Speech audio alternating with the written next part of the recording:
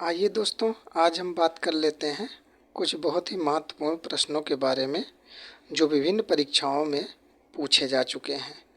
पहला प्रश्न है दोस्तों हमारा, जिन शब्दों के अंत में अ आता है उन्हें क्या कहा जाता है? तो इसका सही आंसर होगा दोस्तों ऑप्शन नंबर सी, अकारांत। जिन शब्दों के अंत में अ आता है उन्हें अकारांत कहा जाता है और जिन शब्दों के अंत में आ आता है अर्थात बड़ा अ आता है उन्हें आकारांत कहा जाता है। अगला प्रश्न है दोस्तों हमारा, छ वर्ण किसके योग से बना है? तो छ वर्ण जो है हमारा क प्लस मूर्धन्य स से बना है, तो ऑप्शन नंबर बी सही हो जाएगा। यह अध्यापक परीक्षा 2003 में पूछा जा चुका है और यह बीएड 2003 में पूछा गया है। अगला प्रश्न देखते हैं दोस्तों, हिंदी वर्णमाला में व्यंजनों की संख्या है। तो हिंदी वर्णमाला में व्यंजनों की संख्या हमने बताया है कि 33 है और स्वर की 11, तो ऑप्शन नंबर सी हमारा सही हो जाएगा। यह भी बीएड परीक्षा 2017 में पूछा जा चुका है। क ख ग ज फ ध्वनियाँ किसकी हैं? यह बीएड 2000 में पूछा गया है, तो यह हमारा जो है ऑप्शन नंबर बी सही होगा। यह अरबी फारसी की ध्वनियाँ हैं। अगला प्रश्न देखते हैं दोस्तों। अगला प्रश्न है हमारा, हिंदी शब्दकोश में छ वर्ण का क्रम किस वर्ण के बाद आता है? हिंदी शब्दकोश, शब्दकोश अर्थात दोस्तों शब्दकोश का मतलब कि डिक्शनरी, हिंदी डिक्शनरी के अनुसार।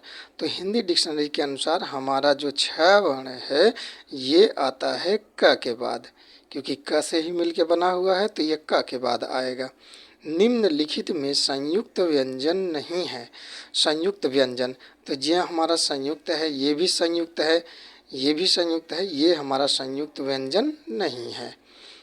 आइए दोस्तों अगला प्रश्न देखते हैं। क वर्ण का उच्चारण स्थान, क वर्ण का उच्चारण स्थान क्या होता है? तो क वर्ण का उच्चारण स्थान जो होता है हमारा ये कंठ से होता है। अगला प्रश्न देखते हैं दोस्तों। अगला प्रश्न है हमारा कि निम्नलिखित में से स्पर्श व्यंजन कौन सा है? तो स्पर्श व्यंजन, स्पर्श व्यंजन में हमने बताया था क से लेकर म तक आते हैं, तो ये श ह ल ये तो आएंगे नहीं, तो ये ऑप्शन नंबर डी हमारा सही होगा। छ जो है ये स्पर्श व्यंजन है। छ वर्ण किस वर्ण के योग से बना है? यह बीएड परीक्षा 2011 और अध्यापक परीक्षा 2003 में पूछा जा चुका है। यह बहुत ही महत्वपूर्ण प्रश्न है दोस्तों जो बार बार पूछा जाता है।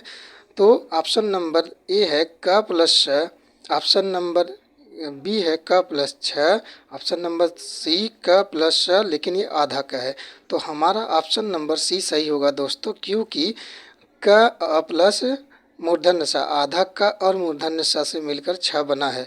अगर ये ऑप्शन में ना होता तो हमारा ऑप्शन नंबर ए सही हो जाता।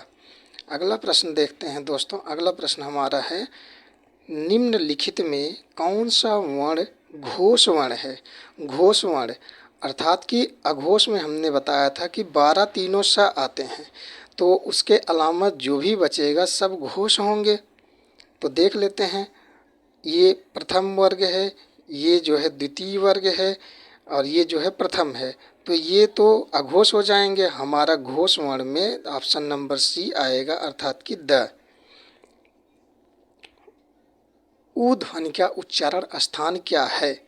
ये देखिए दोस्तों 3 बार पूछा जा चुका है। तो ऊ ध्वनि का उच्चारण स्थान हमारा दोस्तों ओष्ठ होता है।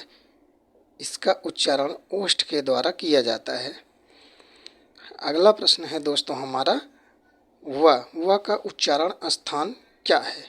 तो व का उच्चारण स्थान जो होता है हमारा ये दंत ओष्ठ होता है। ये दंत ओष्ठ ऑप्शन नंबर ए सही हो जाएगा, दंतोष्ठ होता है। निम्नलिखित में ऊष्म व्यंजन कौन सा है? ऊष्म, तो ऊष्म में हमारे कौन से आते हैं? स स स ह, तो ऑप्शन नंबर बी हमारा सही हो जाएगा, ऊष्म या संघर्षी। अगला प्रश्न है दोस्तों, निम्नलिखित में कौन सा स्वर नहीं है? तो ये तीनों स्वर हैं, ये स्वर नहीं है। कौन सा व्यंजन स्पर्श नहीं है? तो स्पर्श नहीं है, देखिए कह रहा है कि कौन सा स्पर्श व्यंजन नहीं है, तो ये पहला नहीं है, ये देखिए दोस्तों नहीं है, देखना पड़ेगा। तो ये हमारा जो है स्पर्श है, ये भी स्पर्श है, ये भी स्पर्श में आता है, ये हमारा ऑप्शन नंबर ए स्पर्श नहीं है।